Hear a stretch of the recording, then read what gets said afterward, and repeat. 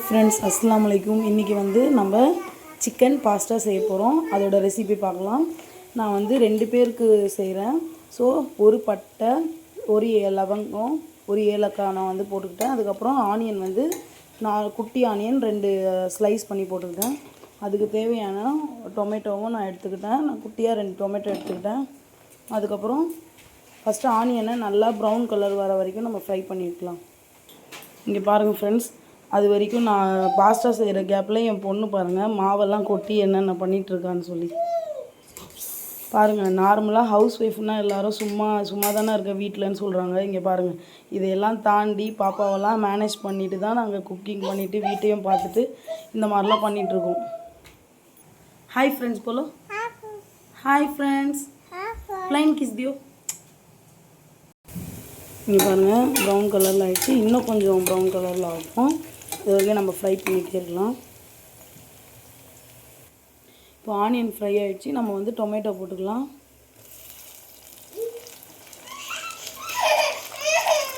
பாப்பா சைடில் கத்துறா, எதுவும் நினச்சிக்காதீங்க. நல்லா ஃப்ரை பண்ணிக்கலாம். டொமேட்டோ எல்லாம் நல்லா மசியணும், அது வரைக்கும் நல்லா ஃப்ரை பண்ணிக்கலாம். இப்போ நம்ம இதுக்கு தேவையான டர்மரிக் பவுடர், சால்ட்டு சேர்த்துக்கலாம். நான் ஒரு 1/4 ஸ்பூன் சேர்த்துக்கிறேன். சால்ட்டு தேவையான அளவு சேர்த்துக்கிறேன்.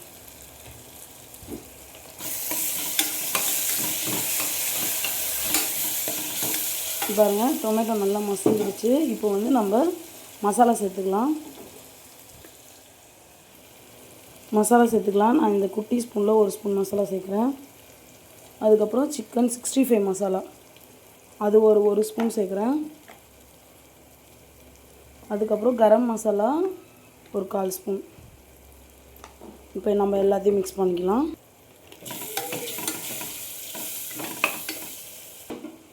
நம்ம மிக்ஸ் பண்ணியாச்சு. இப்போ இதில் ஜிஞ்சர் கார்லிக் பேஸ்ட் சேர்த்துக்கலாம். நான் இந்த ஸ்பூனால் 2 ஸ்பூன் ஜிஞ்சர் கார்லிக் பேஸ்ட் சேர்த்துருக்கேன். மிக்ஸ் பண்ணி விட்டுக்கலாம். இங்கே பாருங்கள், நல்லா மேஷ் ஆகிடுச்சு. ஆனியன் டொமேட்டோவே தெரியல, நல்லா மேஷ் ஆகிடுச்சு. இப்போ நம்ம வாஷ் பண்ணி வச்சுருக்க சிக்கனை சேர்த்துக்கலாம்.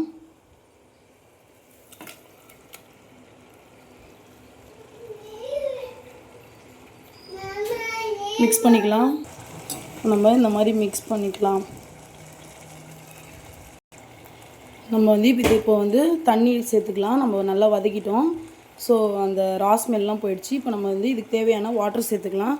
ஒரு சில பேர் பாஸ்தாவை தனியாக வேக வச்சு இதில் மிக்ஸ் பண்ணுவாங்க. அப்படிலாம் கிடையாது, டேரெக்டாகவும் சேர்த்து ஒரே விசிலாக வச்சிடலாம்.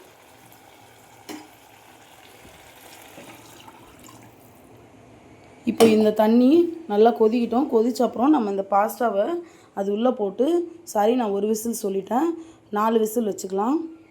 குக்கருக்கு ஏற்ற மாதிரி. இப்போ என்னோடய குக்கர் கொஞ்சம் சரியில்லாதனால நான் 4 விசில் வச்சுக்கிறேன். நல்ல குக்கராக இருந்து தான் நீங்கள் 2 விசிலே இறக்கிக்கலாம். இப்போது இதை நல்லா மிக்ஸ் பண்ணி விட்டுக்கலாம். இதில் நீங்கள் கொத்தமல்லி போடணும். ஸோ என்கிட்ட கொத்தமல்லி இல்லாதனால நான் அதை ஸ்கிப் பண்ணிட்டேன். நீங்கள் இருந்துச்சுன்னா கண்டிப்பாக போடுங்க, அதை போடணும். என்கிட்ட இல்லை, ஸோ அதனால் நான் அதை போடல.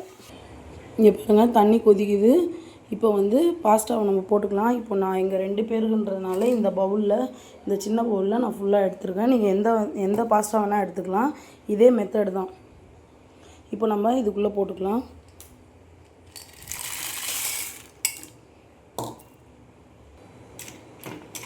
இப்போ நான் தண்ணியோட அளவு சொல்கிறேன். இப்போ உங்களுக்கு பாஸ்தாவுக்கு மேலே இருக்கணும் தண்ணி. அப்போ தான் பாஸ்தா கரெக்டாக வரும். உப்பு மட்டும் இந்த டைமில் செக் பண்ணிக்கோங்க. உப்பு கம்மியாக இருந்தால் இன்னும் கொஞ்சம் சேர்த்துக்கோங்க. ஏன்னா பாஸ்தா வரும்போது அப்போ தான் உப்பு ஈக்குவலாக இருக்கும். ஸோ நம்ம கரெக்டாக இருந்துச்சுன்னா உப்பு அந்த மாதிரி சரியாக வராது. இங்கே பாருங்கள், இந்த மாதிரி பாஸ்தாவுக்கு மேலே இருக்கணும் தண்ணி, இந்த மாதிரி. ஸோ இப்போ நம்ம இதை லைட்டாக கொதிச்ச அப்புறம் நம்ம விசில் வச்சுக்கலாம். இப்போ மூடி போட்டு விசில் வச்சுக்கலாம். ஒரு 3 விசில் வரட்டும். அதுக்கப்புறம் ஆஃப் பண்ணி நான் உங்களுக்கு எப்படி இருக்குன்னு காட்டுறேன். இப்போ நம்ம வெந்துருச்சான்னு பார்க்கலாம். விசில் அடங்கிடுச்சு. ஓப்பன் பண்ணி பார்க்கலாம்.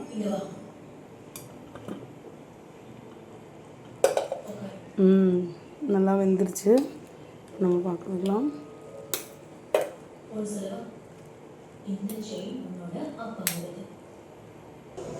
ஓகே ஃப்ரெண்ட்ஸ், பாஸ்தா ரெடி ஆகிடுச்சு. உங்களுக்கு பிடிச்சிருந்தா சப்ஸ்கிரைப் பண்ணிவிட்டு லைக் பண்ணிவிட்டு எல்லாருக்கும் ஷேர் பண்ணுங்கள். தேங்க்யூ. பாய்.